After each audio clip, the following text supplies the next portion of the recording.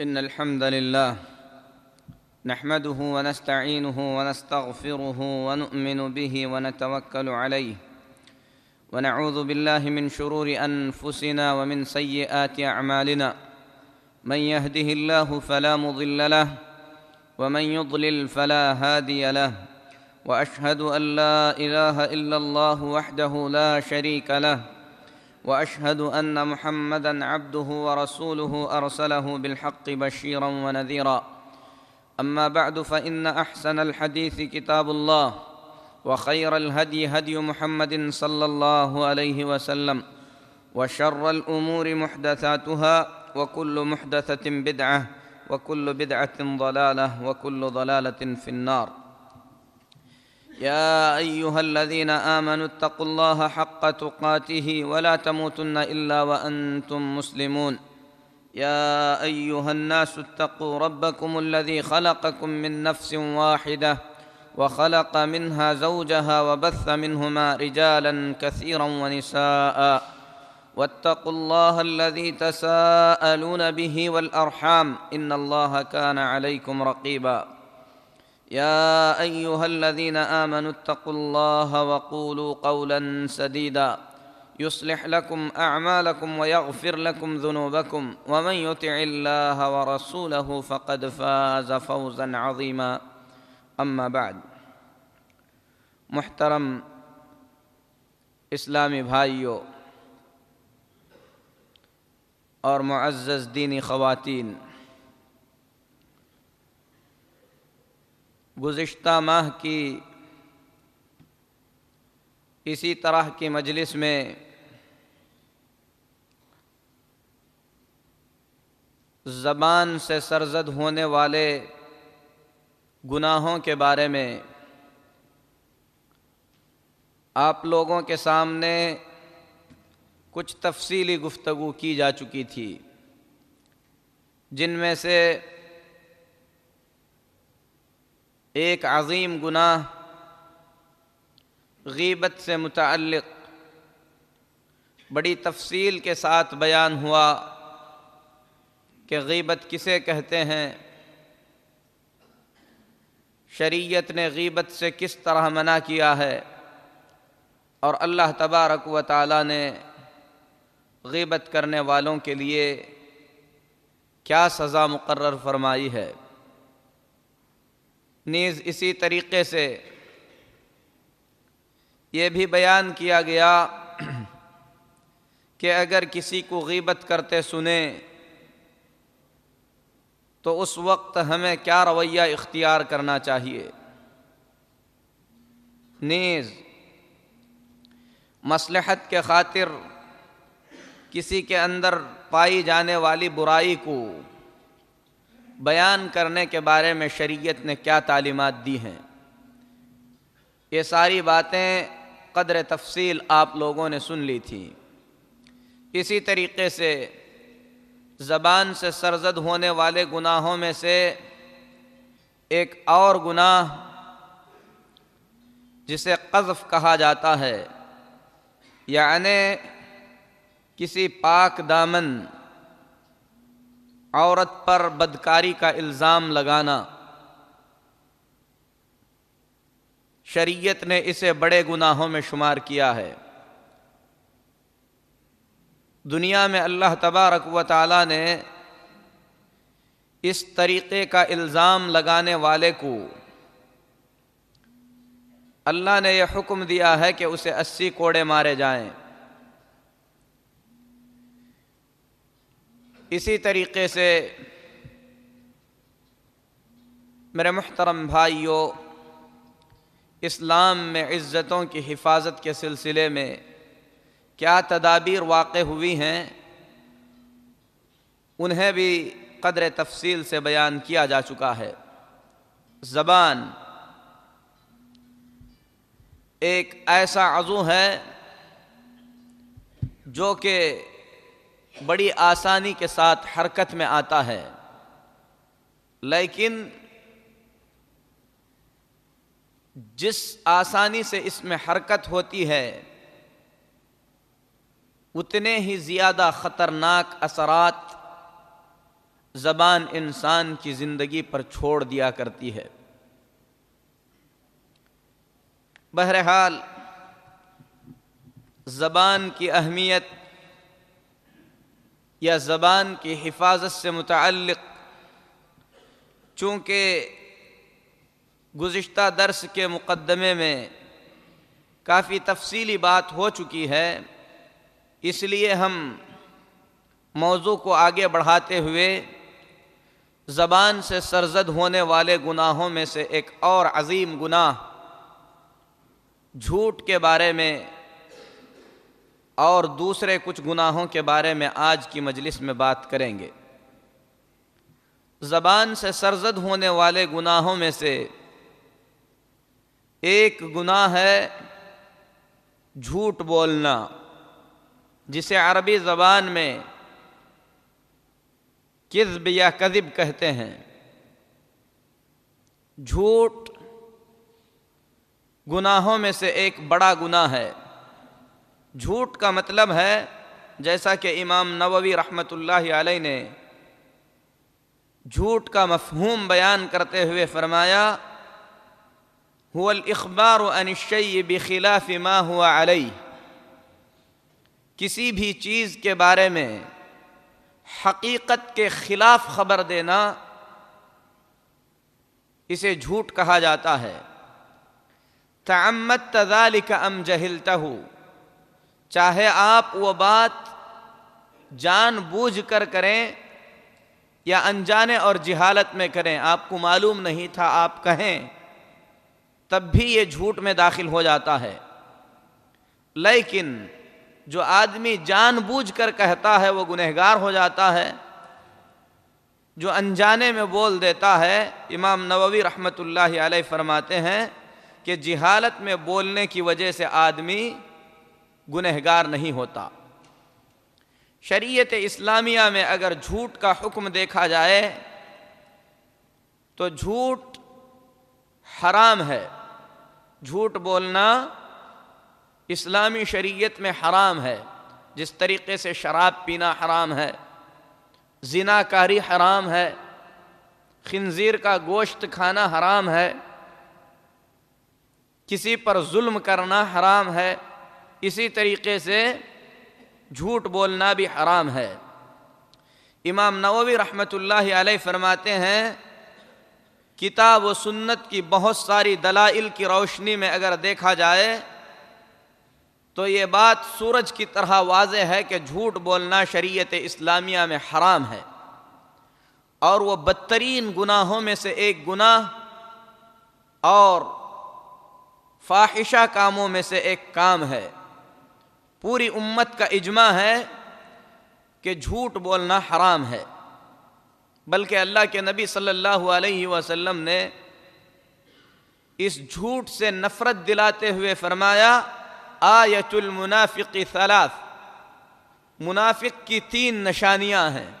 اور ان میں سے ایک نشانی ہے کہ منافق جب بات کرتا ہے تو جھوٹ بولتا ہے۔ اس حدیث کو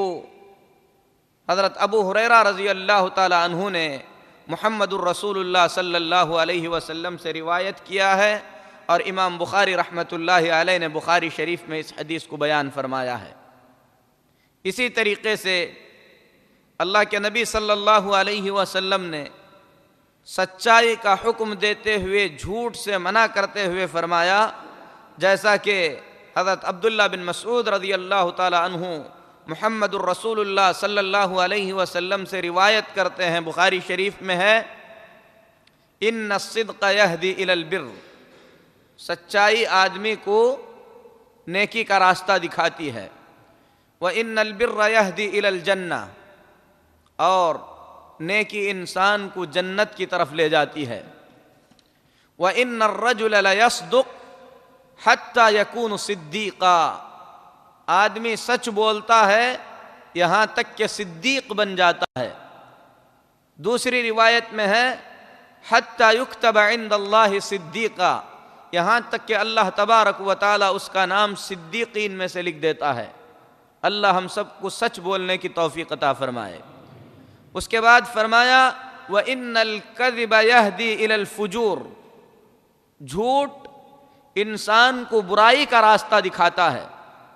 وَإِنَّ الْفُجُورَ يَهْدِي إِلَى النَّارِ، اور برائی انسان کو جہنم میں لے جاتی ہے. وَإِنَّ الرَّجُلَ لَيَكْذِبُ حَتَّى يُكْتَبُ عِندَ اللَّهِ كَذَّابًا، آدمی جھوٹ بولتا ہے یہاں تک کہ اسے جھوٹ کی عادت پڑ جاتی ہے اور اللہ تبارک و تعالیٰ کے پاس اس کا نام جھوٹوں میں لکھ دیا جاتا ہے. یہ حدیث بخاری کی بھی ہے اور مسلم شریف کی بھی ہے. بلکہ جھوٹ کے برے اثرات کو بیان کرتے ہوئے محمد الرسول اللہ صلی اللہ علیہ وسلم نے فرمایا کہ جھوٹ انسان کی زندگی سے برکت کو ختم کر دیتا ہے. رسول اکرم صلی اللہ علیہ وسلم فرماتے ہیں، بخاری اور مسلم کی روایت ہے، حضرت حکیم بن حزام رضی اللہ تعالی عنہ حدیث کے راوی ہیں، نبی کریم صلی اللہ علیہ وسلم نے فرمایا البیعان بالخیار ما لم یتفرقا، جب آدمی خرید و فروخت کرتا ہے جب تک مجلس میں بیٹھے ہوئے ہیں یا خرید و فروخت کے جگہ پر دونوں اکٹھا ہیں، دونوں کو اختیار ہے. یعنی میں نے اگر دکان سے کوئی چیز خرید لی، اگرچہ کہ میں نے پیسہ دے دیا، سامان لے لیا، لیکن جب تک میں وہاں سے نہ نکلوں مجھے اختیار ہے کہ میں واپس کر کے اپنا پیسہ لے لوں. یہ اسلام سکھاتا ہے. آپ نے اپنی کوئی چیز کسی کو بیچ دی، بات طے ہو گئی، یہاں تک کہ قیمت آپ نے دے دی، سامان اس نے دے دیا. مثلا آپ نے کسی کی گاڑی خرید لی، آپ نے اپنی گاڑی کسی کو بیچ دی، نبی کریم صلی اللہ علیہ وسلم فرماتے ہیں کہ یہ دونوں بیچنے اور خریدنے والے شریعت کے اعتبار سے واپس کرنے کا حق رکھتے ہیں ما لم یتفرقا، اور یہ حق شریعت ان کو اس وقت تک دیتی ہے جب تک کہ وہ دونوں جدا نہ ہو جائیں. جب جدا ہو جائیں تو پھر اس کے بعد اگر پہلے سے شرط تھی تو چیز واپس کی جا سکتی ہے، نہیں تو وہ بیع ثابت ہو جاتی ہے. اسے خیار مجلس کہتے ہیں. یعنی جب بیچ رہے ہیں، خرید رہے ہیں، ان چیزوں کا خیال رکھنا چاہیے. یہ نہیں ہونا چاہیے کہ آپ نے زبان دے دی تھی، پیسہ آپ نے دے دیا، آپ واپس کر رہے ہیں تو ہم اس میں سے کچھ کاٹ کر دیں گے. ایسے نہیں ہے، بلکہ جب تک مجلس میں ہیں اس وقت تک واپس کرنے کا اختیار دونوں کو ہے. نبی کریم صلی اللہ علیہ وسلم فرماتے ہیں البیعان بالخیار ما لم یتفرقا، جب تک بیچنے والے الگ نہیں ہوں گے اس وقت تک انہیں چیز لوٹانے کا حق حاصل ہے. فَإِن صَدَقَا وَبَيَّنَا بُورِكَ لَهُمَا فِي بَيْعِهِمَا، خرید و فروخت کے وقت دونوں اگر سچ بولیں گے، چیز میں جو عیب ہے اس عیب کو واضح کر دیں گے، بُورِكَ لَهُمَا فِي بَيْعِهِمَا، اللہ تعالیٰ کی جانب سے اس تجارت میں برکت ڈال دی جائے گی. وَإِن كَتَمَا وَكَذَبَا مُحِقَتْ بَرَكَةُ بَيْعِهِمَا، اگر دونوں جھوٹ بولیں، جو چیز کے اندر جو عیب ہے، جو خرابی ہے، اس کو چھپا دیں، مُحِقَتْ بَرَكَةُ بَيْعِهِمَا، نبی صلی اللہ علیہ وسلم فرماتے ہیں کہ اس جھوٹ کی وجہ سے اس تجارت کی برکت کو ختم کر دیا جاتا ہے. اور یہ حدیث بخاری اور مسلم کی ہے. حضرت حکیم بن حزام رضی اللہ تعالیٰ عنہ حدیث کے راوی ہیں. اسی طریقے سے جھوٹ اتنا خطرناک اور بڑا گناہ ہے کہ نبی کریم صلی اللہ علیہ وسلم نے کسی کا نقصان کیے بغیر صرف ہنسانے کے لیے بھی جھوٹ بولنے کی اجازت نہیں دی ہے. حضرت بہز بن حکیم رضی اللہ تعالی عنہ اپنے باپ سے روایت کرتے ہیں اور وہ ان کے دادا سے، اور حدیث ابو داؤد، ترمذی اور امام البانی رحمۃ اللہ علیہ نے اس حدیث کو صحیح قرار دیا ہے. نبی کریم صلی اللہ علیہ وسلم نے فرمایا وَيْلٌ لِّلَّذِي يُحَدِّثُ بِالْحَدِيثِ لِيُضْحِكَ بِهِ الْقَوْمِ فَيَكْذِبْ، تباہی ہو اس آدمی کے لیے، ویل ہو، بربادی ہو اس آدمی کی جو لوگوں کو ہنسانے کے لیے جھوٹ بولتا ہے. ویل لہ ویل لہ، ایسے آدمی کی ہلاکت ہو، ایسے آدمی کی ہلاکت ہو۔ آج یہ چیز افسوس کے ساتھ معاشرے میں کثرت سے پھیلی ہوئی ہے۔ جوکنگ کے نام پر ہنسانے کے لیے جہاں پر اکٹھے ہو جاتے ہیں جوک شروع کر دیتے ہیں، جو حقیقت میں ایک طریقے کا جھوٹ ہے۔ اور اللہ کے نبی صلی اللہ علیہ وسلم نے اس طرح لوگوں کو ہنسانے کے لیے جھوٹ بولنے والے کو بھی ویل کی دھمکی دی ہے۔ ویل جیسا کہ بعض اہل علم نے کہا یا تو جہنم کی ایک وادی ہے یا تو تباہی اور بربادی کے معنی میں ہے۔ بلکہ جو شخص جھوٹ بولتا ہے آخرت کے عذاب سے پہلے برزخ میں یعنی قبر میں اسے دردناک عذاب سے دوچار ہونا پڑتا ہے۔ بخاری شریف میں ہے، حضرت سمرہ بن جندب رضی اللہ تعالی عنہ حدیث کے راوی ہیں، حدیث بڑی طویل ہے، اس حدیث میں فرماتے ہیں لَكِنِّي رَأَيْتُ اللَّيْلَةَ رَجُلَيْنِ، میں نے رات میں دو آدمیوں کو دیکھا۔ کون کہہ رہے ہیں؟ محمد الرسول اللہ صلی اللہ علیہ وسلم فرما رہے ہیں کہ خواب میں نے دو افراد کو دیکھا، اور انبیاء کا خواب سچا ہوتا ہے، وحی ہوتی ہے۔ فرماتے ہیں اتیانی فاخذا بیدی، دونوں آدمیوں نے آ کر میرے ہاتھ کو پکڑ لیا، فاخرجانی الی الارض المقدسہ، پھر مجھے مبارک سرزمین کی طرف لے گئے۔ وہاں پر میں نے ایک آدمی کو بیٹھے ہوئے دیکھا، اور دیکھا کہ ایک آدمی اس کے سر پر کھڑا ہوا ہے، اور اس کھڑے ہوئے آدمی کے ہاتھ میں لوہے کا ایک بڑا سا کانٹا ہے، جسے وہ بیٹھے ہوئے آدمی کے جبڑوں میں داخل کر دیتا ہے اور جبڑے کو چیرتے ہوئے گدی تک لے جاتا ہے۔ میں نے ان دونوں آدمیوں سے پوچھا کہ یہ کیا ہو رہا ہے؟ اور عجیب بات یہ ہے کہ جب وہ گدی تک لے جاتا ہے پھر دوسرے جبڑے کو اسی طریقے سے چیرتا ہے۔ دوسرا جبڑا جیسے ہی چیرنا ختم ہوتا ہے تو پہلا جبڑا جس طریقے سے تھا اسی طریقے سے درست ہو جاتا ہے۔ پھر وہ اس جبڑے کو چیرتا ہے، پھر دوسرا جبڑا درست ہو جاتا ہے۔ یہ سلسلہ جاری ہے۔ میں نے کہا کہ یہ کیا ہو رہا ہے؟ ان دونوں افراد نے کہا انطلق، آپ آگے چلیے۔ اللہ کے نبی صلی اللہ علیہ وسلم نے اس خواب میں ان دو فرشتوں کے ساتھ اور بھی بہت ہی زیادہ بھیانک اور خطرناک قسم کے عذابات آپ صلی اللہ علیہ وسلم نے دیکھے۔ جب سیر ختم ہو گئی قلت طوفتمانی اللیلہ، میں نے کہا کہ تم دونوں نے مجھے پوری رات گھمایا، فاخبرانی عما رأیت، ذرا یہ تو بتاؤ کہ میں جو دیکھ رہا تھا وہ کیا تھا؟ قالا نعم، ان دونوں نے کہا کہ ہاں ہم آپ کو بتلاتے ہیں۔ یہ حدیث بخاری کی ہے، حدیث صحیح ہے، ذرا غور سے سنیں۔ ان دونوں فرشتوں نے کہا اما الذی رأیتہ یشق شدقیہ فکذاب یحدث بالکذبۃ فتحمل عنہ حتی تبلغ الآفاق۔ اے محمد صلی اللہ علیہ وسلم،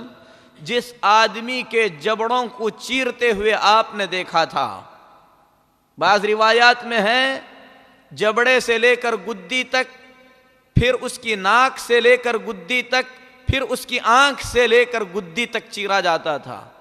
جس آدمی کو آپ نے اس حالت میں دیکھا وہ جھوٹا تھا، جو جھوٹی بات لوگوں میں پھیلا دیتا تھا، جس کی بات بہت ہی زیادہ تیزی کے ساتھ پھیل جایا کرتی تھی، تو اللہ تبارک و تعالیٰ نے اسے اس عذاب میں مبتلا کیا ہے، اور قیامت تک اسے اسی طریقے کا عذاب ہوتا رہے گا۔ تو جھوٹ میرے محترم بھائیوں کوئی معمولی گناہ نہیں ہے، بلکہ بڑے گناہوں میں سے ایک گناہ ہے، آدمی کو اس سے اجتناب کرنا چاہیے۔ جھوٹ کئی طریقے کا ہوتا ہے، خصوصیت کے ساتھ اللہ کے نبی صلی اللہ علیہ وسلم نے کچھ چیزوں سے ڈرایا ہے۔ حضرت عبداللہ بن عباس رضی اللہ تعالی عنہ فرماتے ہیں من تحلم بحلم لم یرہ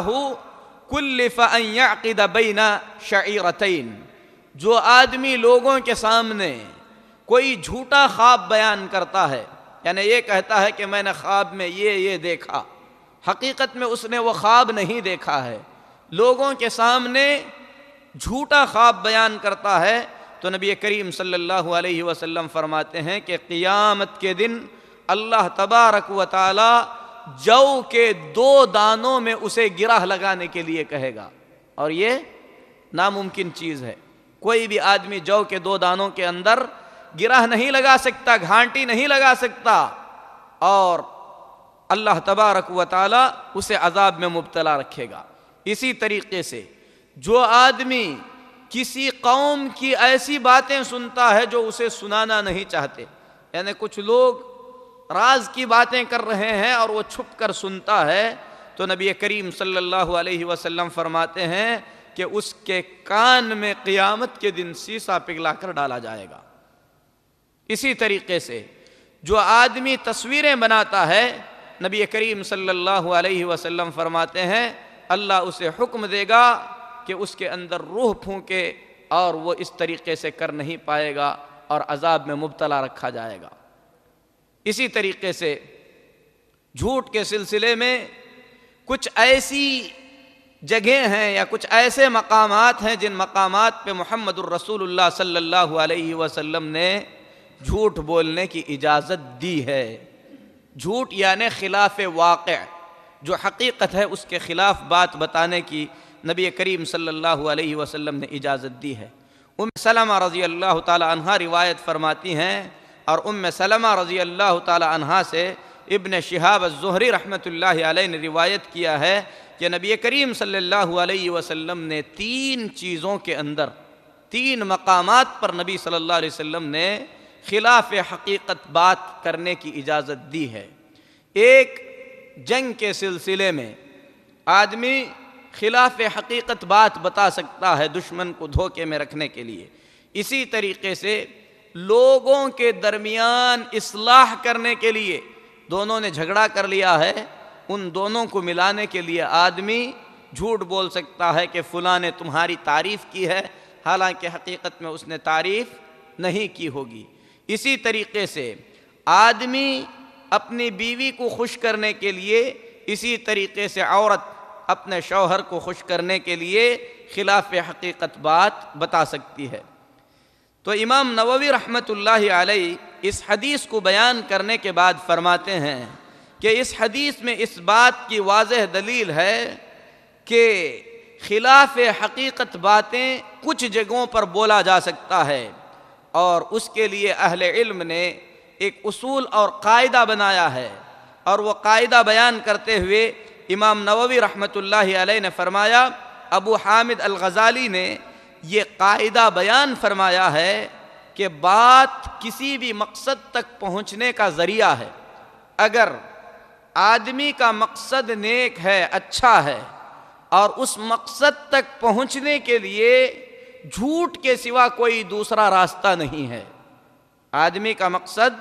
نیک ہے، اس مقصد تک پہنچنے کے لیے جھوٹ کے سوا کوئی راستہ نہیں ہے، تو ایسی صورت میں مقصد اگر نیک ہو اور اس کا کرنا واجب اور ضروری ہے، تو ایسی صورت میں وہاں پر جھوٹ بولنا واجب اور ضروری ہو جاتا ہے۔ مثال کے طور پر کچھ لوگ کسی مظلوم کے پیچھے پڑے ہوئے ہیں، اس نے آ کر آپ کے گھر میں پناہ لے لی، ظالم اس کا پیچھا کر رہے ہیں کہ اسے قتل کر دیں گے،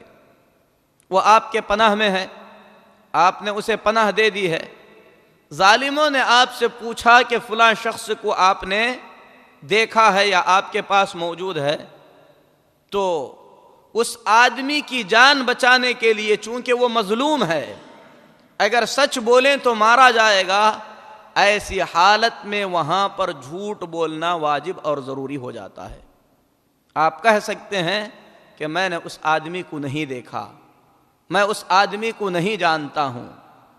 اسی طریقے سے آپ کے پاس کسی کی امانت رکھی ہوئی ہے، چور آپ کے گھر میں گھس آئیں، کچھ لوگ ڈرا دھمکا کر اس مال کے بارے میں آپ سے پوچھیں، آپ ان سے جھوٹ کہہ سکتے ہیں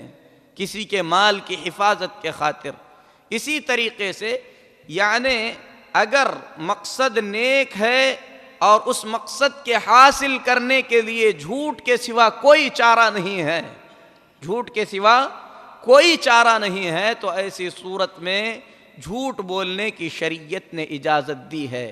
لیکن جھوٹ کے سوا اگر کوئی دوسرا راستہ ہے تو ایسی صورت میں جھوٹ بولنا ناجائز اور حرام ہے۔ مقصد کے نیک ہونے کے لیے جھوٹ بولنے کی اجازت ہے۔ اس سے کچھ لوگ خوش ہو جاتے ہیں، کہتے ہیں کہ ہم لوگوں کو مسجد میں لانے کے لیے، نماز پڑھانے کے لیے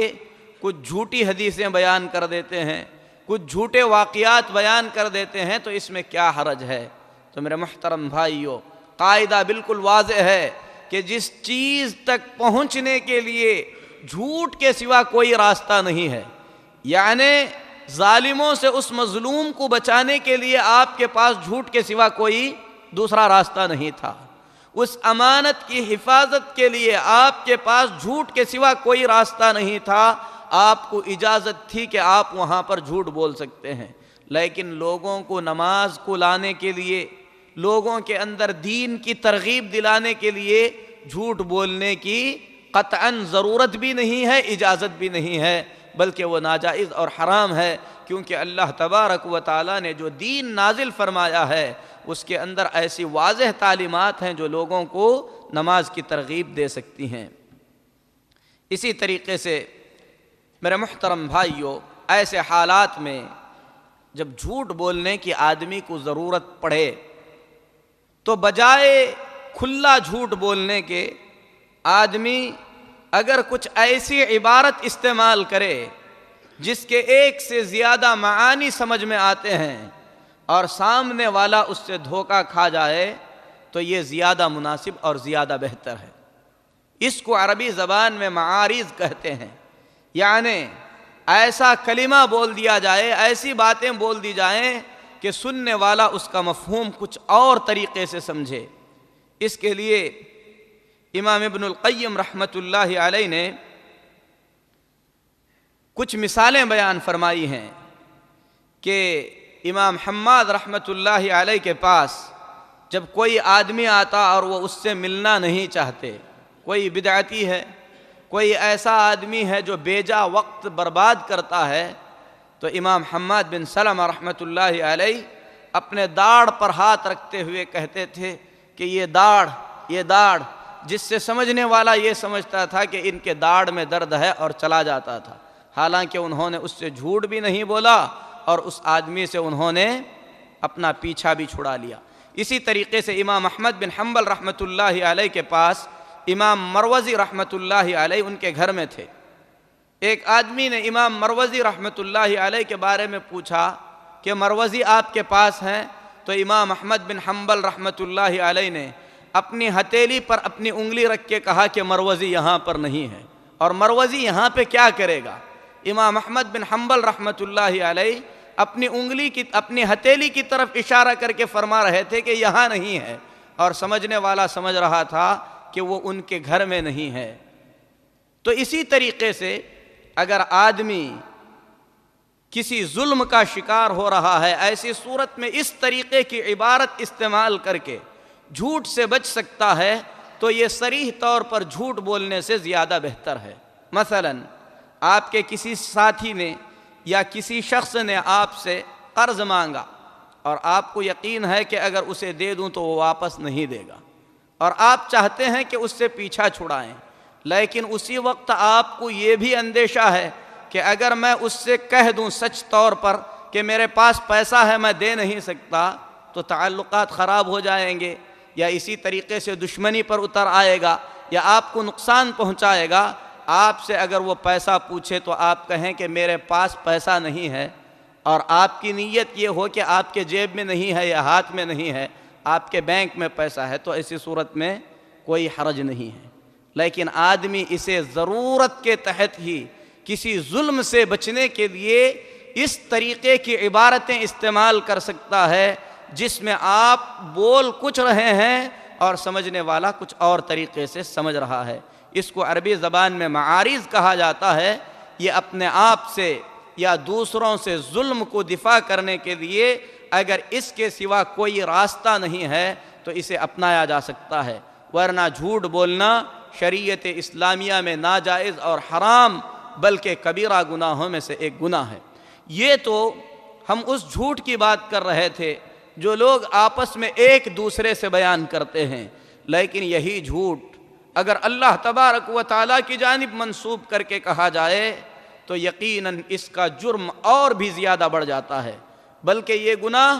اور بھی زیادہ سخت ہو جاتا ہے۔ اللہ تبارک و تعالیٰ نے اس عظیم گناہ کا ذکر کرتے ہوئے فرمایا قل انما حرم ربی الفواحش ما ظہر منها وما بطن، اے نبی صلی اللہ علیہ وسلم آپ فرما دیجئے کہ میرے رب نے ہر قسم کے فاحشہ کام کو حرام قرار دیا ہے، جو ظاہری طور پر ہو یا جو ہے چھپا طور پر ہو، والإثم والبغی بغیر الحق، اسی طریقے سے گناہ اور ظلم کو اللہ تبارک و تعالیٰ نے حرام فرمایا ہے، وَأَن تُشْرِكُوا بِاللَّهِ مَا لَمْ يُنَزِّلْ بِهِ سُلْطَانًا، اللہ تبارک و تعالیٰ کے ساتھ بغیر کسی دلیل کے شریک بناؤ اللہ کا، یہ بھی اللہ تبارک و تعالیٰ نے حرام قرار دیا ہے۔ یہاں پر اللہ تبارک و تعالیٰ نے بغیر کسی دلیل کے شریک بنانے کا جو ذکر فرمایا ہے، اس کا مطلب یہ نہیں کہ دلیل کے ساتھ شریک ہو سکتا ہے، کیونکہ اللہ تبارک و تعالیٰ کا کوئی شریک ہی نہیں ہے اور کسی بھی شریک کی کوئی دلیل نہیں ہے۔ اسی طریقے سے اللہ نے فرمایا وَأَن تَقُولُوا عَلَى اللَّهِ مَا لَا تَعْلَمُونَ، اور اللہ نے اس کام کو بھی حرام قرار دیا ہے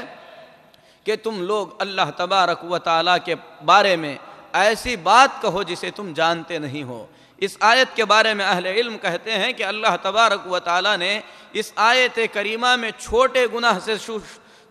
گناہ سے جو ہے شروع فرمایا فاحشہ، پھر اس کے بعد گناہ، پھر اس کے بعد ظلم، پھر اس کے بعد شرک، پھر اس کے بعد اللہ تبارک و تعالیٰ کے بارے میں یا اللہ تبارک و تعالیٰ پر جھوٹ باندھنا جو کہ سب سے بڑا گناہ ہے، اور یہ بے شک شرک میں داخل ہے، بلکہ بعض اہل علم نے اسے شرک سے بڑا گناہ قرار دیا ہے، بلکہ یہ حقیقت ہے کہ اللہ تبارک و تعالیٰ کے بارے میں بغیر علم کے بات کرنا یہ شرک کی قسموں میں سے ایک قسم ہے۔ اسی طریقے سے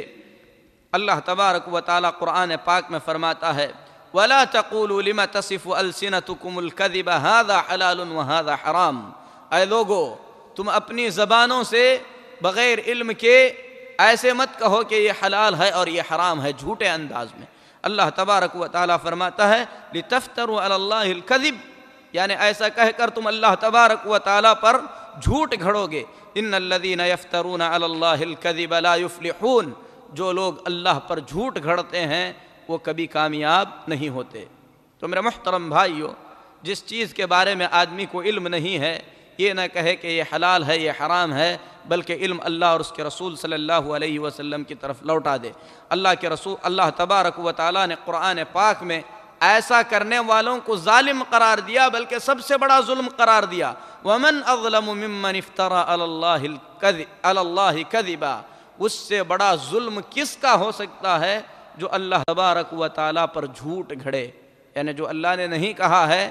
اسے اللہ کا دین سمجھ کر لوگوں کو بیان کرنے لگے، اس سے بڑا ظلم اور کیا ہو سکتا ہے۔ او قال اوحی الی ولم یوحى الیہ شیء، یا یہ کہے کہ میری طرف وحی آئی ہے حالانکہ اس کی طرف کوئی وحی نہیں آئی ہے۔ اس میں وہ ساری چیزیں داخل ہو جاتی ہیں جو بزرگوں کو الہام ہوتا ہے، اسی طریقے سے ڈائریکٹ اللہ سے گفتگو کرتے ہیں، یہ سب چھپے انداز میں گویا وحی کا دعویٰ ہے، تو اللہ تبارک و تعالیٰ نے اسے جو ہے بڑا ظلم قرار دیا ہے۔ وَمَنْ قَالَ سَأُنزِلُ مِثْلَ مَا أَنزَلَ اللَّهُ، اور اس سے بڑا ظلم کون کر سکتا ہے جو یہ کہے کہ میں ایسی آیتیں نازل کر سکتا ہوں جیسے اللہ نے نازل کی ہیں۔ وَلَوْ تَرَى إِذِ الظَّالِمُونَ فِي غَمَرَاتِ الْمَوْتِ وَالْمَلَائِكَةُ بَاسِطُو أَيْدِيهِمْ أَخْرِجُوا أَنفُسَكُمْ، اے نبی صلی اللہ علیہ وسلم آپ دیکھیں گے کہ یہ ظالم جو اس طریقے کے کام کرتے ہیں، اللہ پر جھوٹ باندھتے ہیں یا کہتے ہیں کہ ہم پر وحی ہوئی ہے حالانکہ ان پر کوئی وحی نہیں ہوئی ہے، مکاشفات،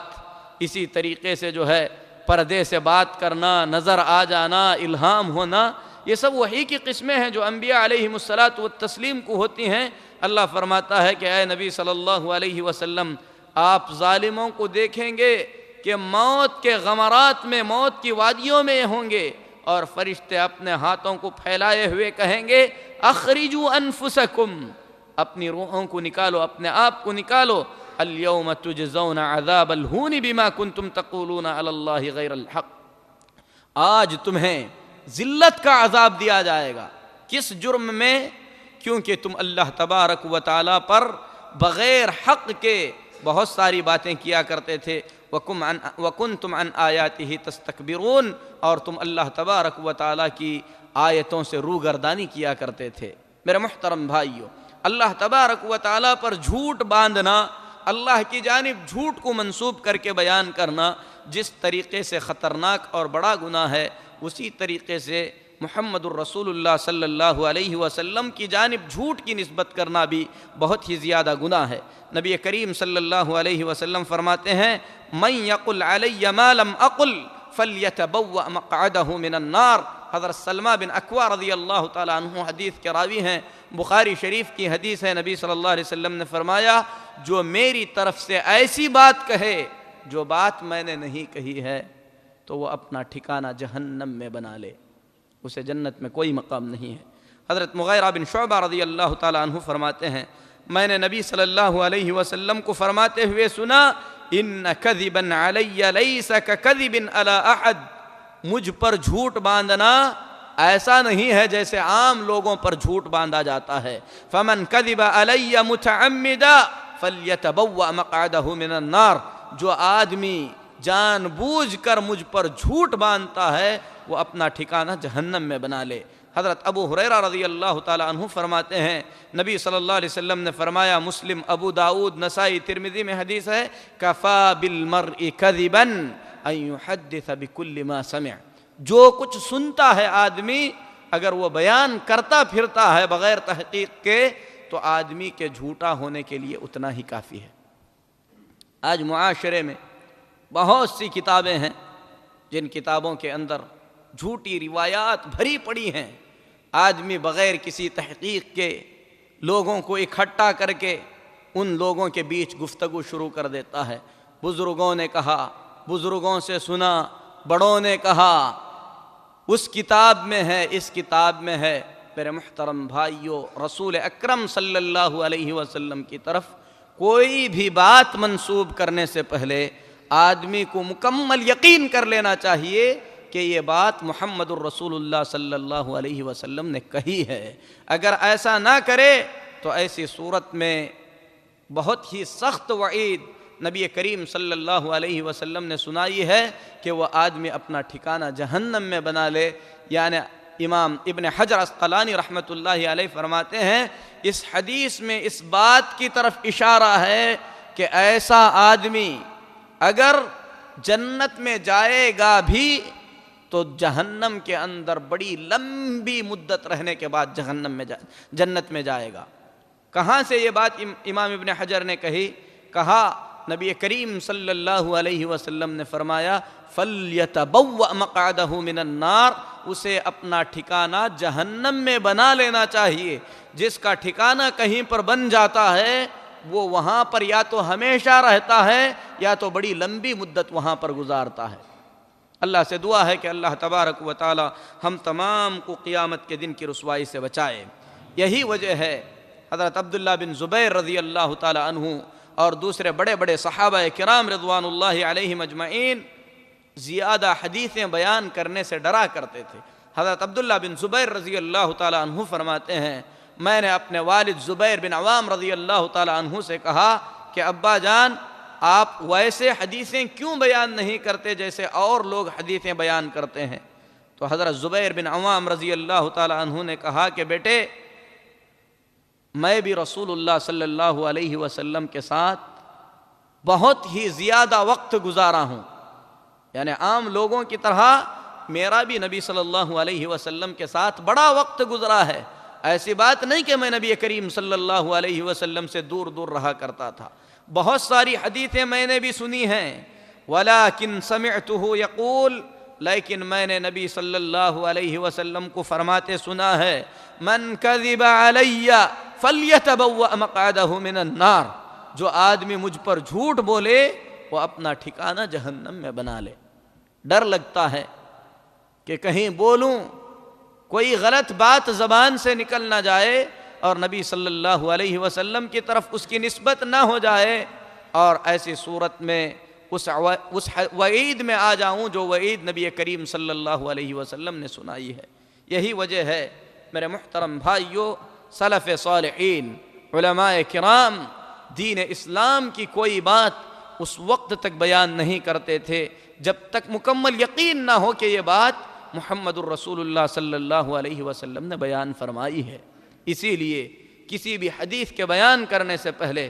آدمی کو یقین کر لینا چاہیے کہ یہ حدیث صحیح ہے، اہل علم نے اس حدیث کو صحیح قرار دیا ہے، ورنہ نبی کریم صلی اللہ علیہ وسلم کی طرف جھوٹ کی نسبت کرنا عام لوگوں کی طرف جھوٹ کی نسبت کرنے کے جیسا نہیں ہے۔ تو یہ زبان سے سرزد ہونے والے گناہوں میں سے ایک عظیم گناہ تھا جس کی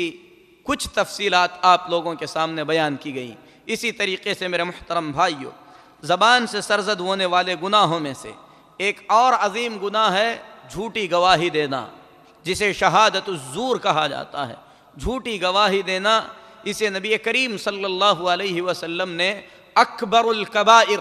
یعنی بڑے گناہوں میں سے جو بڑے گناہ ہیں ان گناہوں میں نبی کریم صلی اللہ علیہ وسلم نے شامل فرمایا ہے۔ قرآن پاک میں اللہ تبارک و تعالی اپنے مومن بندوں کی صفتیں بیان کرتے ہوئے فرماتا ہے، اس سے پہلے فرمایا وَعِبَادُ الرَّحْمَنِ الَّذِينَ يَمْشُونَ عَلَى الْأَرْضِ حَوْنًا، رحمان کے بندے، اللہ ہم سب کو رحمان کا بندہ بنائے، اپنا حقیقی بندہ بنائے، اس کی بندگی کرتے ہوئے زندگی گزارنے کی اللہ توفیق عطا فرمائے۔ اللہ فرماتا ہے رحمان کے بندے وہ ہیں جو زمین پر عاجزی کے ساتھ چلتے ہیں۔ کئی صفتیں بیان کرتے ہوئے اللہ نے فرمایا وَالَّذِينَ لَا يَشْهَدُونَ الزُّورَ، رحمان کے بندے وہ ہیں جو کبھی بھی جھوٹی گواہی نہیں دیتے، بلکہ اللہ تبارک و تعالی گواہی کے سلسلے میں، گواہی دینے کے سلسلے میں سخت قوانین نازل فرمایا ہے۔ سب سے پہلی چیز تو یہ ہے کہ آدمی نے اگر کسی حادثے کو دیکھا ہے اور اس کے سلسلے میں اس سے گواہی طلب کی جائے تو اسے گواہی دینا چاہیے تاکہ حقدار کو اس کا حق مل جائے۔ اللہ تبارک و تعالی نے گواہی کو چھپانے سے منع فرمایا ہے، وَلَا تَكْتُمُوا الشَّهَادَةَ، گواہی کو مت چھپاؤ، اور اللہ نے فرمایا جو گواہی کو چھپائے گا فَإِنَّهُ آثِمٌ قَلْبَهُ، ایسا آدمی گنہگار ہو جائے گا۔ اسی طریقے سے اللہ نے فرمایا یا ایھا الذین آمنوا، اے ایمان والو، اللہ تبارک و تعالی اپنے مومن بندوں سے خطاب فرما رہا ہے کہ اے ایمان والو کونوا قوامین بالقسط شہداء للہ، انصاف کو قائم کرنے والے اللہ رب العالمین کے لیے گواہ بن کر رہو، ولو علی انفسکم، اگر گواہی اپنے خلاف دینی پڑے تب بھی گواہی دو۔ اللہ کا حکم ہے، دوسرے کے بارے میں نہیں، اگر اپنے خلاف، خود کے خلاف گواہی دینی پڑے تو اللہ فرما رہا ہے حق اور انصاف کے ساتھ گواہی دو۔ اوی الوالدین، یا والدین کے خلاف گواہی دینی پڑے تب بھی حق اور انصاف کے ساتھ گواہی دو۔ والاقربین، قریبی رشتہ داروں کے خلاف گواہی دینی پڑے تب بھی گواہی دو، جو ہے وہ، خلاف دینا پڑے تو خلاف، موافقت میں ہے تو صحیح موافقت میں جو صحیح بات ہے اس طریقے کی گواہی دو۔ ان یکن غنیا او فقیرا، چاہے گواہی جس کے بارے میں دے رہے ہو وہ فقیر آدمی ہو یا غنی ہو، فقیر کی طرف سے گواہی کو نہ ٹھکراؤ، اسی طریقے سے مالدار سے مت ڈرو، فاللہ اولی بہما، اللہ تبارک و تعالی ان دونوں کا زیادہ والی اور حقدار ہے۔ فلا تتبعوا الہوی، اپنے نفسانی خواہشات کے پیچھے مت پڑو، اس کی پیروی نہ کرو، ان تعدلوا، کہیں ایسا نہ ہو کہ تم لوگ اپنے نفس کی مان کر عدل و انصاف سے پھر جاؤ، وَإِن تَلْوَوْا أَوْ تُعْرِضُوا فَإِنَّ اللَّهَ كَانَ بِمَا تَعْمَلُونَ خَبِيرًا، اگر تم لوگ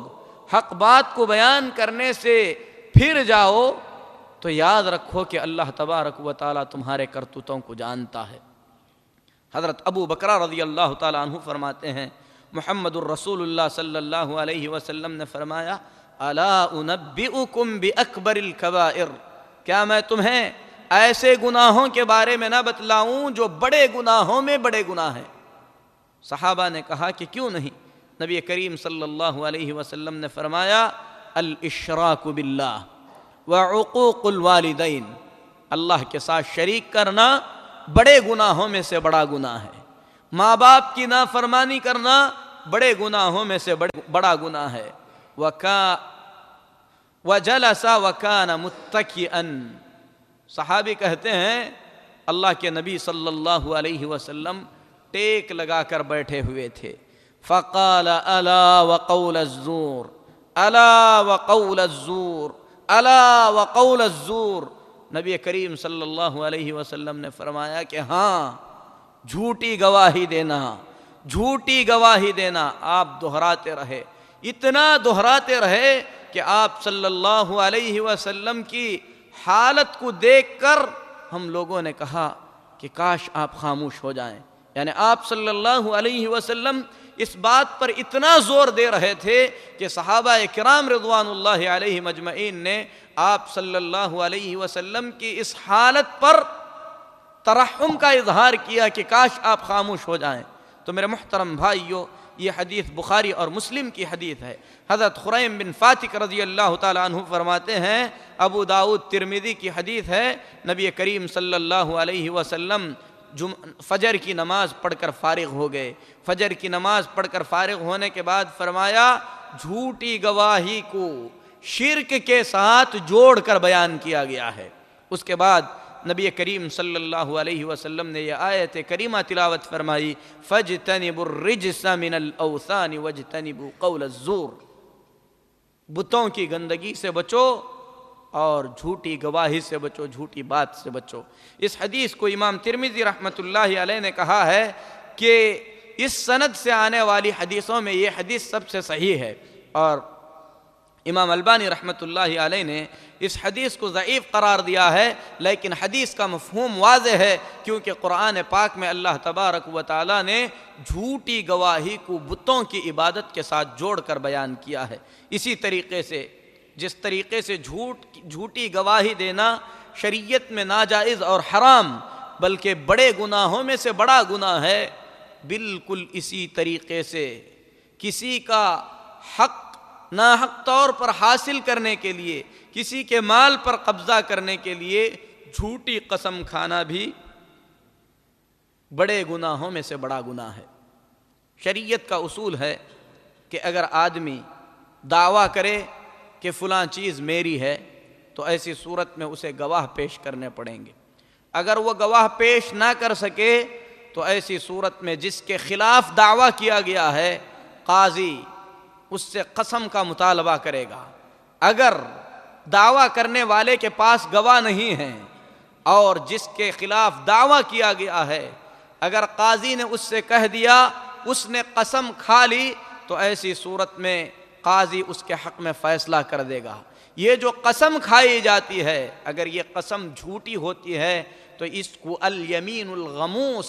یعنی گناہوں میں ڈبو دینے والی قسم کہا جاتا ہے، کیونکہ یہ قسم انسان کو گناہوں کے اندر ڈبو دیتی ہے۔ حضرت عبداللہ بن عمرو بن عاص رضی اللہ تعالیٰ عنہ فرماتے ہیں، ایک بدھو نبی کریم صلی اللہ علیہ وسلم کے پاس آیا، کہا کہ اے محمد صلی اللہ علیہ وسلم بتائیے کہ بڑے گناہ کیا ہیں؟ نبی صلی اللہ علیہ وسلم نے فرمایا، اللہ کے ساتھ شرک کرنا بڑا گناہ ہے۔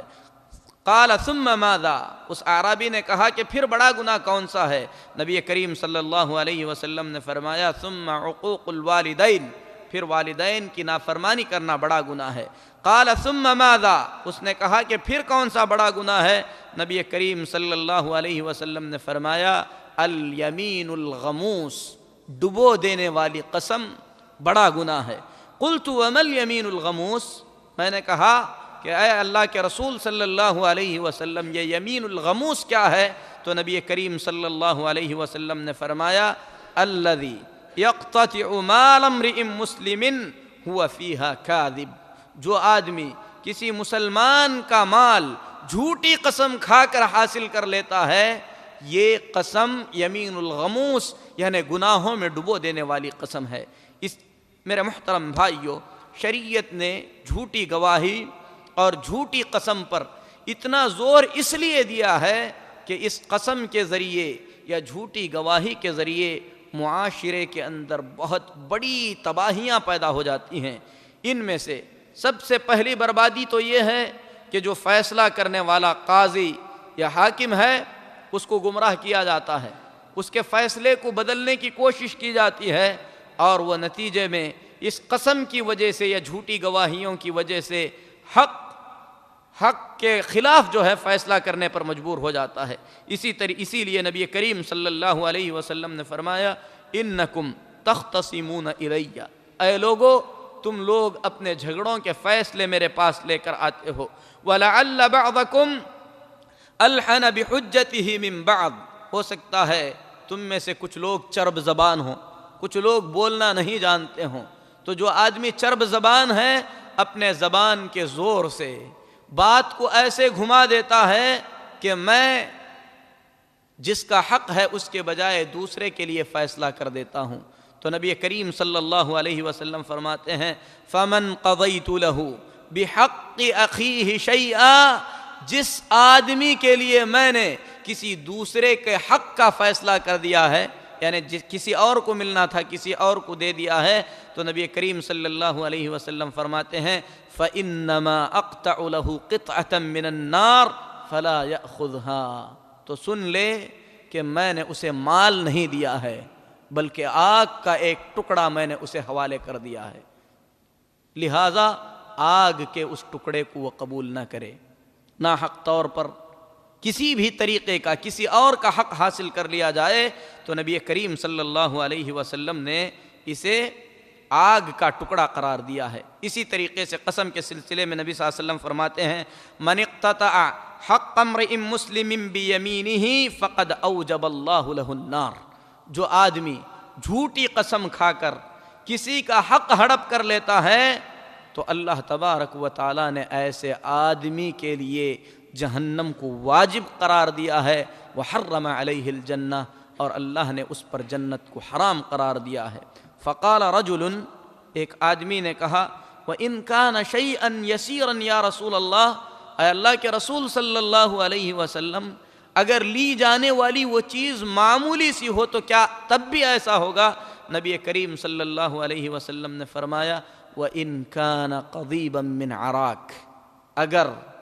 مسواک کی ایک لکڑی بھی ناحق طور پر آدمی جھوٹی قسم کھا کر حاصل کر لیتا ہے تو وہ جنت سے محروم کر دیا جاتا ہے، جہنم اس پر واجب ہو جاتی ہے۔ اسی طریقے سے جھوٹی قسم کے ذریعے میرے محترم بھائیوں حقدار پر ظلم کیا جاتا ہے، جو حقیقی حقدار ہے اس پر ظلم کیا جاتا ہے، اور ظلم قیامت کے دن ظلمتوں اور اندھیروں کا باعث ہوتا ہے، اور آدمی مظلومیت میں آ کر آپ کے خلاف بد دعا کر دے، جھوٹی گواہی دینے کے والے کے خلاف بد دعا کر دے۔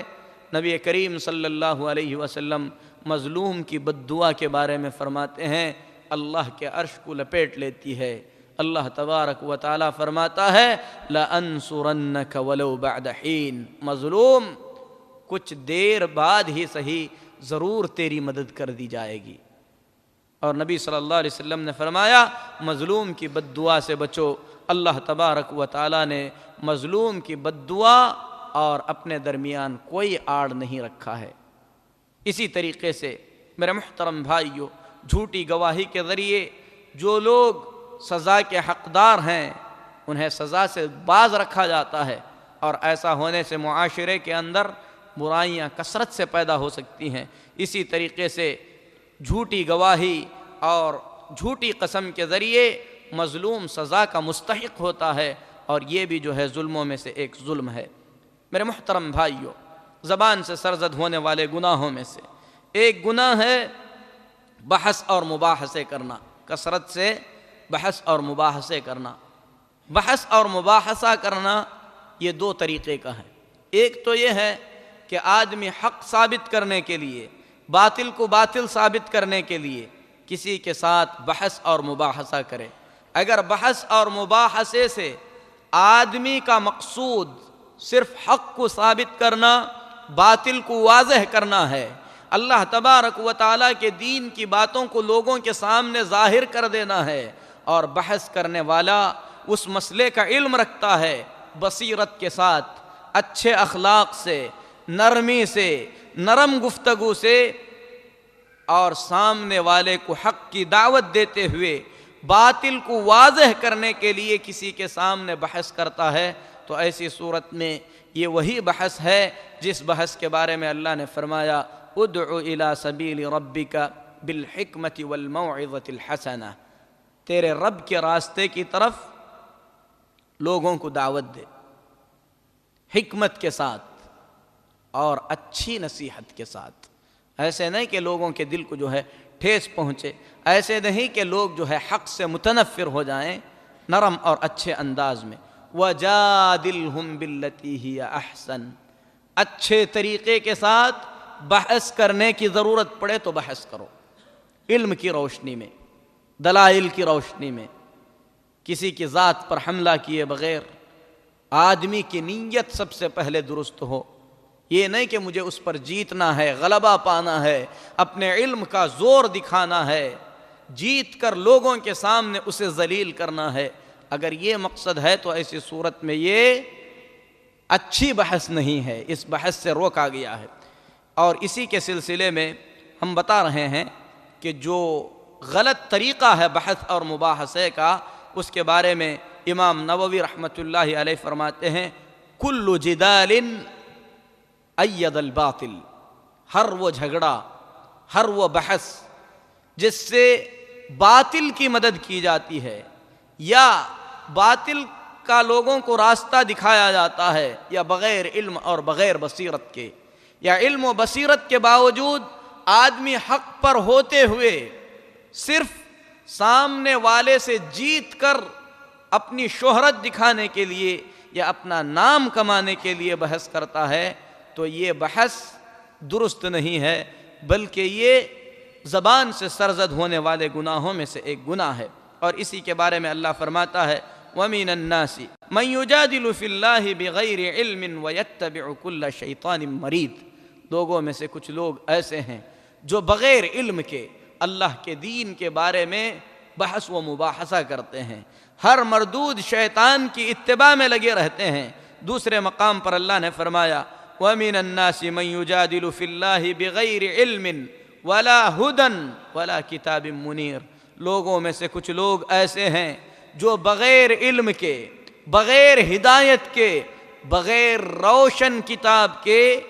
اللہ کے دین کے بارے میں بحث کرتے ہیں۔ اللہ کے کتاب کی آیت سناؤ، بزرگوں کا قصہ سناتے ہیں، قرآن نبی صلی اللہ علیہ وسلم کی حدیث سناؤ تو کسی کا خواب بیان کرتے ہیں، پھر بھی اپنے باطل موقف پر ڈٹے ہوئے ہیں۔ یہی وہ بحث ہے جس بحث سے اللہ تبارک و تعالیٰ نے منع فرمایا، کہا لِيُضِلَّ عَن سَبِيلِ اللَّهِ، ایسا کیوں کرتے ہیں؟ اللہ کے راستے سے گمراہ کرنے کے لیے۔ لَهُ فِي الدُّنْيَا خِزْيٌ، ایسے لوگوں کے لیے دنیا کے اندر رسوائی ہے۔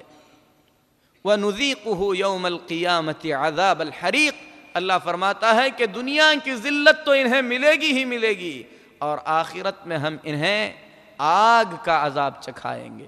اسی لیے میرے محترم بھائیو، کسی بھی آدمی سے بحث مباحثہ کرنے سے پہلے اپنے دل کو ٹٹولیں کہ میں اس سے دین کے مسئلے میں بحث کر رہا ہوں، کیوں کر رہا ہوں؟ اگر یہ ہے کہ سامنے والے کو ذلیل کروں، یہ ہے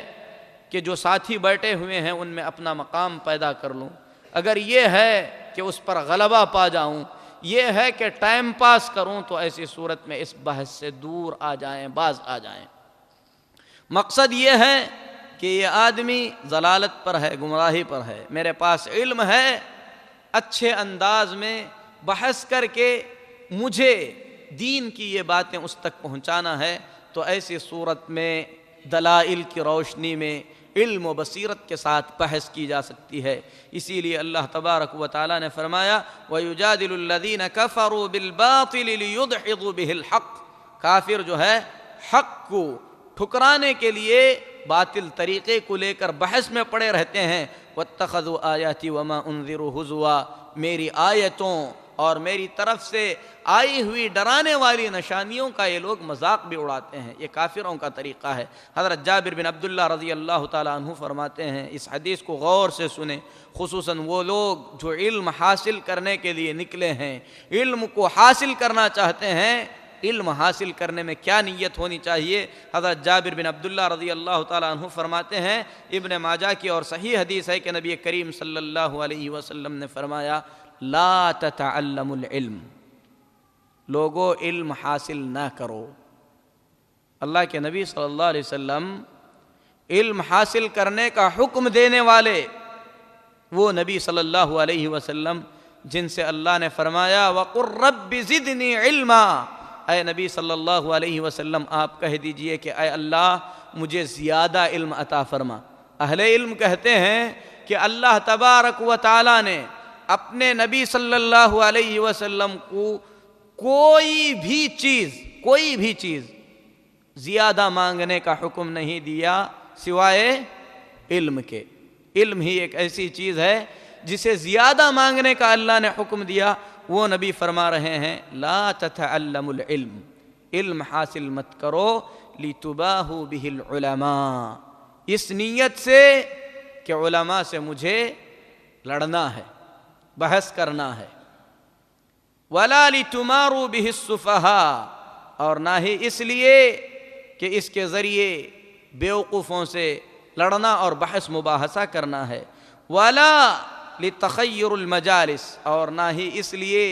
کہ مجھے اونچی کرسی پر بیٹھ کر تمام لوگوں کے سامنے بیان کرنا ہے۔ فمن فعل ذلك فالنار النار، جو آدمی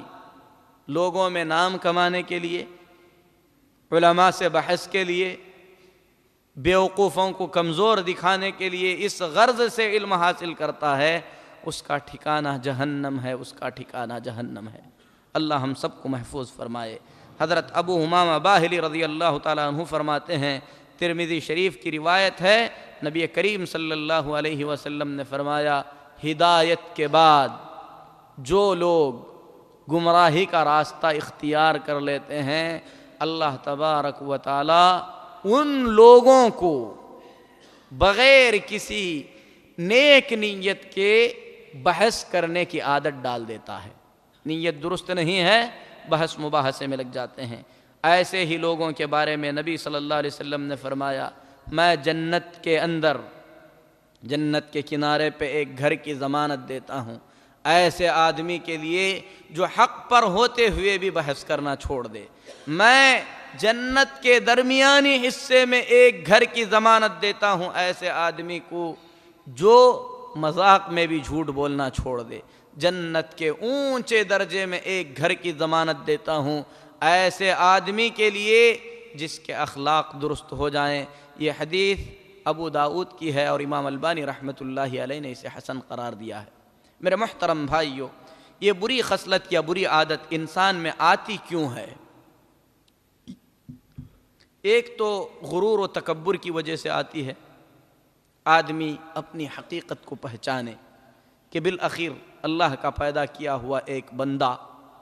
اس کی ابتدا منی کا ایک قطرہ، مرنے کے بعد بدبودار لاش کے سوا کچھ بھی نہیں ہے، پھر اس کے بعد غرور و تکبر اور گھمنڈ کس لیے ہے؟ اسی طریقے سے کوئی اپنے علم و فضل کو ظاہر کرنے کے لیے لوگوں کے سامنے کوئی بحث مباحثے کے لیے آ جاتا ہے تو ایسی صورت میں اپنے علم کا اظہار کرنے کے لیے بحث کرتا ہے۔ آدمی علم والا رہے لیکن اللہ کے دین کو ثابت کرنے کے لیے اگر کسی سے بحث کرتا ہے تو ایسی صورت میں قابل تعریف چیز ہے، لیکن اپنی تعریف کے لیے، اپنا علم دکھانے کے لیے، اپنے آپ کو بڑا علم والا بتلانے کے لیے کرتا ہے تو یہ چیز درست نہیں ہے۔ کبھی کبھی آدمی سامنے والے کو حقیر اور کمزور سمجھ کر یا اسے کمزور بنانے کے لیے بحث کرتا ہے، یہ بھی درست نہیں ہے۔ اگر دین کے معاملات میں ہو تو اس کی تفصیل گزر چکی ہے۔ اسی طریقے سے زبان سے سرزد ہونے والے گناہوں میں سے لڑائی اور جھگڑا ہے۔ آدمی کسی سے بھی لڑ پڑے،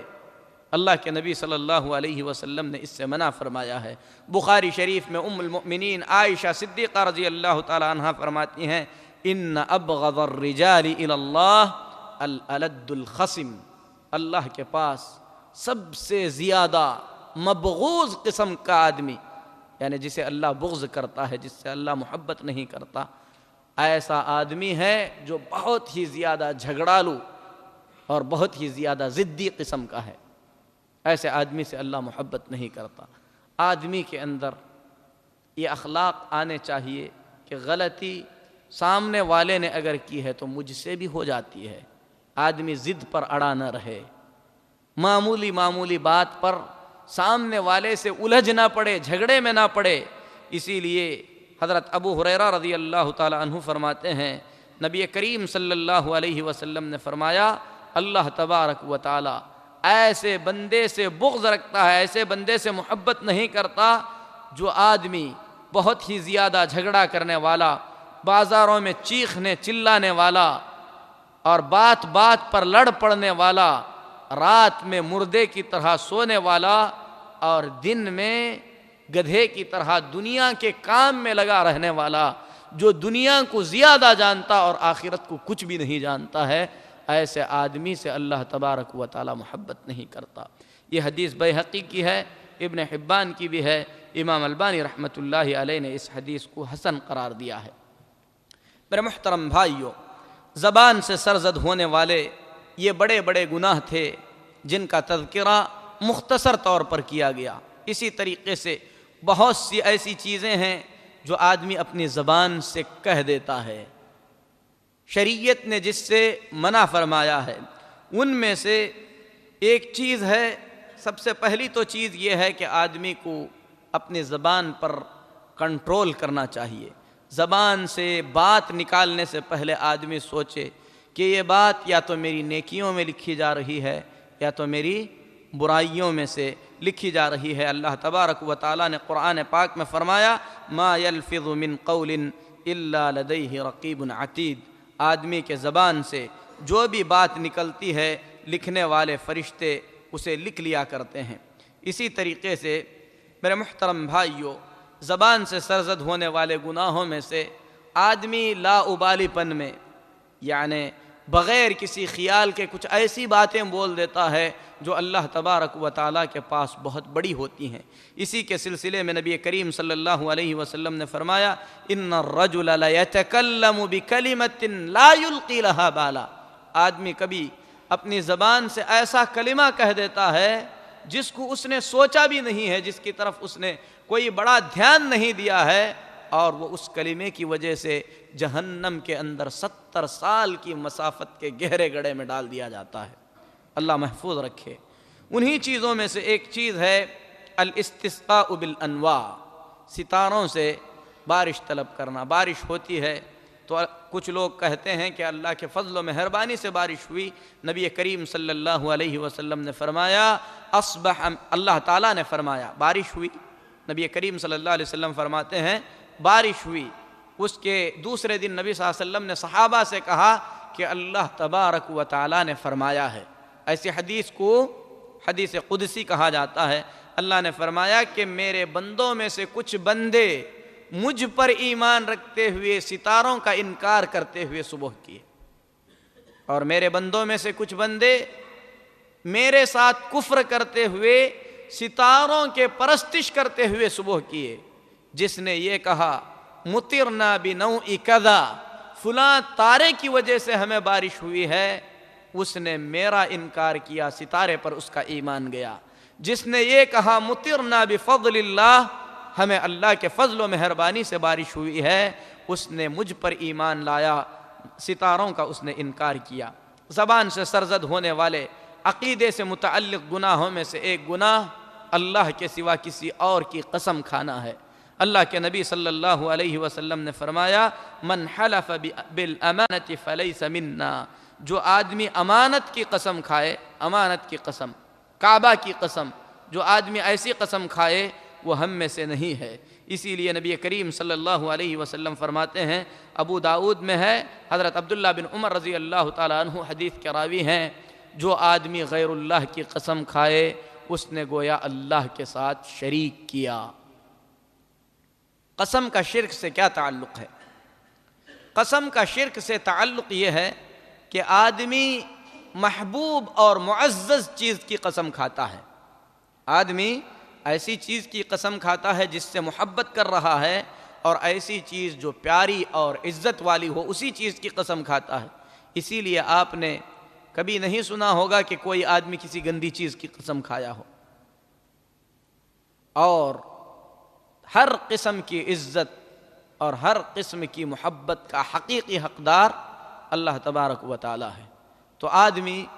اللہ تبارک و تعالی کی جب قسم کھاتا ہے تو یہ قسم اللہ تبارک و تعالی کے تعظیم کی وجہ سے کھاتا ہے، جو تعظیم اللہ کی ہونی چاہیے۔ اگر آدمی غیر اللہ کی کرے، مثلا امانت کی قسم کھائے، ماں کی قسم کھائے، بچوں کی قسم کھائے، کعبہ کی قسم کھائے، تو نبی کریم صلی اللہ علیہ وسلم نے اسے جو ہے اللہ کے ساتھ شرک کرنے کے برابر قرار دیا ہے۔ اسی طریقے سے جھوٹی قسم کھانا یہ بھی گناہوں میں سے ایک بڑا گناہ ہے۔ اسی طریقے سے کسی کو دینے کے بعد کسی پر احسان کیے، اس احسان کو جتلانا یہ بھی زبان سے صادر ہونے والے گناہوں میں سے ایک گناہ ہے۔ اللہ کے نبی صلی اللہ علیہ وسلم نے فرمایا 3 قسم کے آدمی ایسے ہیں جن سے اللہ تبارک و تعالی بات نہیں کرے گا قیامت کے دن، ان کی طرف نہیں دیکھے گا، اور نہ ہی اللہ تبارک و تعالی انہیں پاک کرے گا۔ ایسے لوگوں کے لیے اللہ تبارک و تعالی نے دردناک عذاب تیار کر رکھا ہے۔ مسلم شریف کی حدیث ہے، حضرت ابو ذر غفاری رضی اللہ تعالی عنہ حدیث کے راوی ہیں، آپ نے فرمایا المسبل ازارہ، ان میں سے پہلا آدمی وہ ہے جو اپنے کپڑے کو ٹخنے سے نیچے رکھتا ہے۔ والمنان، دوسرا آدمی وہ ہے جو لوگوں پر احسان کرتا ہے اور اس احسان کو جتلاتا ہے کہ میں نے فلاں دن تمہارے ساتھ یہ کیا، تمہارے ساتھ فلاں دن میں نے یہ کیا۔ والمنفق سلعتہ بالحلف الکاذب، اسی طریقے سے تیسرا آدمی جسے اللہ قیامت کے دن نہیں دیکھے گا، جس سے بات نہیں کرے گا، جسے اللہ دردناک قسم کا عذاب دے گا، وہ آدمی ہے جو جھوٹی قسم کھا کر اپنا سامان بیچتا ہے، یعنی لوگوں کو یقین دلانے کے لیے جھوٹی قسم کھاتا ہے۔ اسی طریقے سے زبان سے سرزد ہونے والے گناہوں میں سے ایک گناہ ہے زمانے کو برا بھلا کہنا۔ کتنا برا زمانہ آ گیا ہے، یہ زمانہ ایسا ہی ہے، یہ آدمی اسے معمولی سمجھتا ہے، جبکہ نبی کریم صلی اللہ علیہ وسلم نے فرمایا، بخاری شریف کی روایت ہے، حضرت ابو ہریرہ رضی اللہ تعالیٰ عنہ حدیث کے راوی ہیں، اللہ تبارک و تعالیٰ نے فرمایا، یہ حدیث بھی حدیث قدسی ہے، اللہ تبارک و تعالیٰ نے فرمایا یؤذین ابن آدم یسب الدہر وانا الدہر، آدم کا بچہ مجھے تکلیف پہنچانے کی کوشش کرتا ہے، ایذا دیتا ہے، زمانے کو برا کہتا ہے، حالانکہ زمانہ میں ہی ہوں، یعنی زمانے کو پھیرنے والا میں ہی ہوں، بید الامر اقلب اللیل والنہار، میرے ہی ہاتھ میں سب کچھ ہے، اور میں ہی ہوں جو رات اور دن کو بدلتا ہوں۔ تو زمانے کو برا بھلا کہنا، زمانے کو طعنہ دینا، زمانے کو گالی دینا، یہ شرعاً ناجائز اور حرام، بلکہ زبان سے سرزد ہونے والے گناہوں میں سے ایک گناہ ہے۔ اسی طریقے سے زبان سے سرزد ہونے والے گناہوں میں سے ایک گناہ ہے کسی کی موت پر نوحہ اور ماتم کرنا۔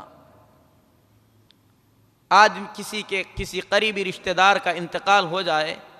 آنکھوں سے اگر آنسو نکلتے ہیں، دل غم سے بھر آتا ہے، تو ایسی صورت میں کوئی حرج نہیں ہے، لیکن اگر آدمی زبان سے گا گا کر چیخ چیخ کر روتا ہے، اس کی خوبیاں بیان کرتا ہے، تو یہ نوحہ اور ماتم ہے۔ شریعت نے اس سے سختی کے ساتھ منع فرمایا ہے، بلکہ نبی کریم صلی اللہ علیہ وسلم نے فرمایا میری امت میں زمانہ جاہلیت کی 4 خصلتیں یقیناً باقی رہیں گی، جسے لوگ نہیں چھوڑیں گے۔ الفخر بالاحساب، ایک تو خاندانوں پر اکڑنا، والطعن فی الانساب،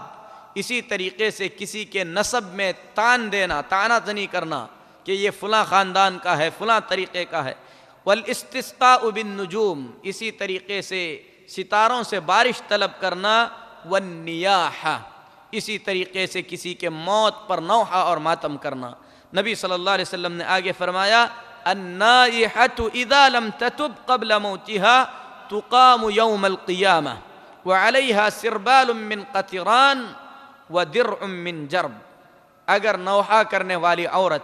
نبی صلی اللہ علیہ وسلم نے عورت کا ذکر اس لیے فرمایا کیونکہ نوحہ اور ماتم مردوں کے بنسبت عورتوں میں زیادہ ہوتا ہے، ورنہ اگر مرد بھی نوحہ اور ماتم کرے تو اس وعید میں شامل ہے. نبی صلی اللہ علیہ وسلم فرماتے ہیں کہ اگر نوحہ کرنے والے، ماتم کرنے والے موت سے پہلے توبہ نہ کریں تو اللہ تبارک و تعالی قیامت کے دن انہیں کھڑا کرے گا اور ان کے جسموں پر اللہ تبارک و تعالی تارکول کی چادر پہنا دے گا اور انہیں جو ہے جہنم کے عذاب میں جھونک دیا جائے گا. اسی طریقے سے میرے محترم بھائیو، زبان سے سرزد ہونے والے گناہوں میں مختصر طور پر کچھ گناہوں کا ذکر کر کے ہم اپنی بات کو ختم کرتے ہیں. کسی آدمی کی بیجا تعریف کرنا ہے، اللہ کے نبی صلی اللہ علیہ وسلم نے اس سے منع فرمایا ہے.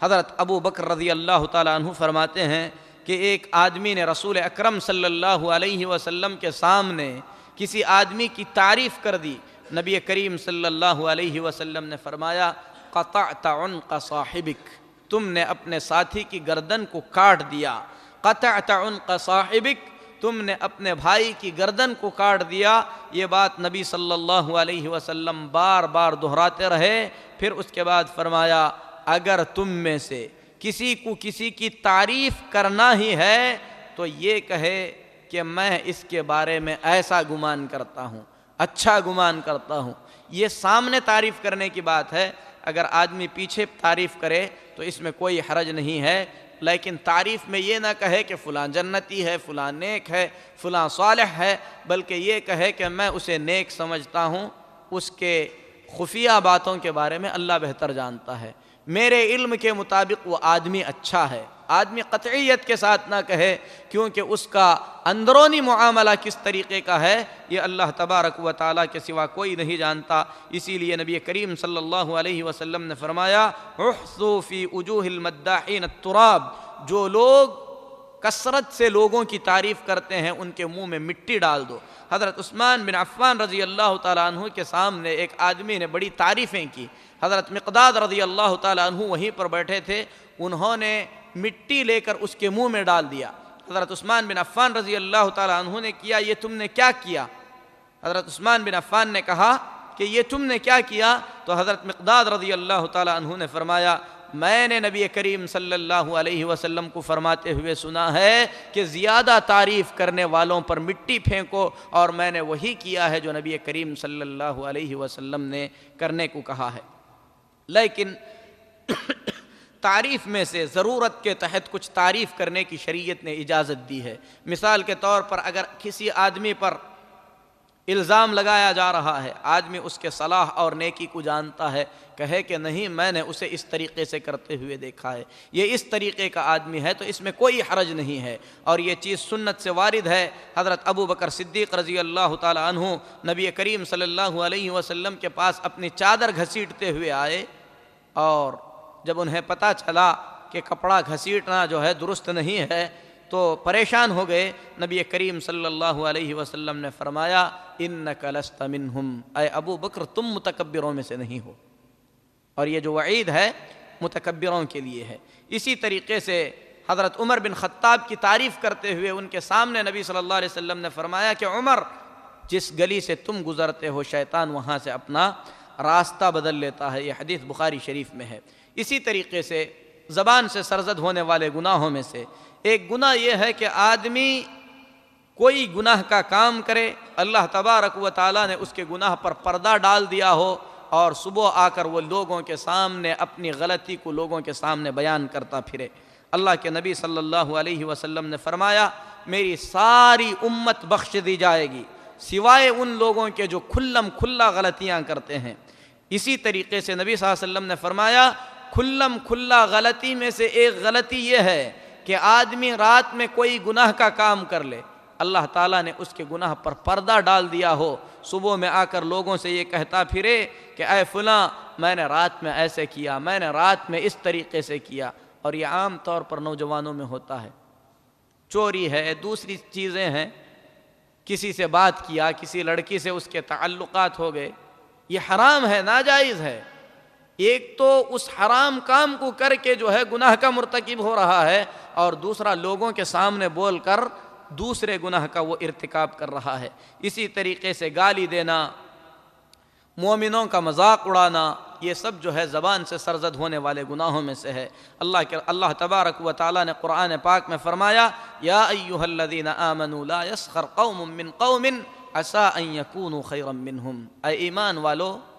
کسی کا مذاق مت اڑاؤ، ہو سکتا ہے وہ تم سے بہتر ہوں۔ اسی طریقے سے نبی صلی اللہ علیہ وسلم نے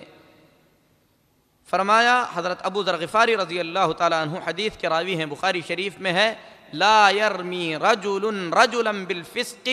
ولا يرمیہ بالکفر الا ارتدت علیہ ان لم یکن صاحبہ کما قال،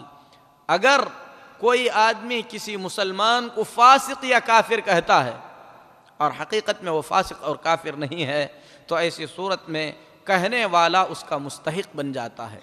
نبی صلی اللہ علیہ وسلم فرماتے ہیں، حضرت عبداللہ بن مسعود رضی اللہ تعالیٰ عنہ حدیث کے راوی ہیں، مومن کو گالی دینا فسق ہے، اسے قتل کرنا کفر ہے۔ اسی طریقے سے میرے محترم بھائیو، زبان سے سرزد ہونے والے گناہوں میں سے ایک گناہ ہے لعن طعن کرنا۔ اللہ کے نبی صلی اللہ علیہ وسلم نے لعنت کرنے سے منع فرمایا ہے۔ آپ فرماتے ہیں، حضرت ثابت بن ضحاک رضی اللہ تعالیٰ عنہ حدیث کے راوی ہیں، نبی صلی اللہ علیہ وسلم نے فرمایا، لعن المؤمن کقتلہ، کسی مسلمان پر لعنت بھیجنا اسے قتل کرنے کے برابر ہے، اور یہ حدیث بخاری شریف کی ہے۔ اسی طریقے سے نبی کریم صلی اللہ علیہ وسلم نے فرمایا، حضرت سمرہ بن جندب رضی اللہ تعالیٰ عنہ فرماتے ہیں، لا تلاعنوا بلعنت اللہ ولا بغضبہ ولا بالنار، اللہ تبارک و تعالیٰ کی لعنت ہو ایسا مت کہو۔ اسی طریقے سے یہ مت کہو کہ اللہ کا غصہ تم پر نازل ہو، یہ مت کہو کہ اللہ تبارک و تعالیٰ تمہیں جہنم میں ڈال دے۔ آدمی کو ان تمام چیزوں سے جو ہے پرہیز کرنا چاہیے، خاص کر لعن طعن یہ چیز عام ہے۔ جس طریقے سے لوگوں پر لعنت کرنا منع ہے، اسی طریقے سے جانوروں پر، اسی طریقے سے دوسری چیزوں پر لعنت کرنے سے بھی نبی کریم صلی اللہ علیہ وسلم نے منع فرمایا ہے۔ اسی طریقے سے گنہگاروں کو برا بھلا کہنا، گنہگار ہے فلاں آدمی، صرف اس کے گناہ کی وجہ سے اسے برا بھلا کہنا، اس سے بھی نبی صلی اللہ علیہ وسلم نے منع فرمایا۔ زبان سے سرزد ہونے والے گناہوں میں سے ایک بڑا گناہ ہے کہ آدمی مردوں کو گالی دے۔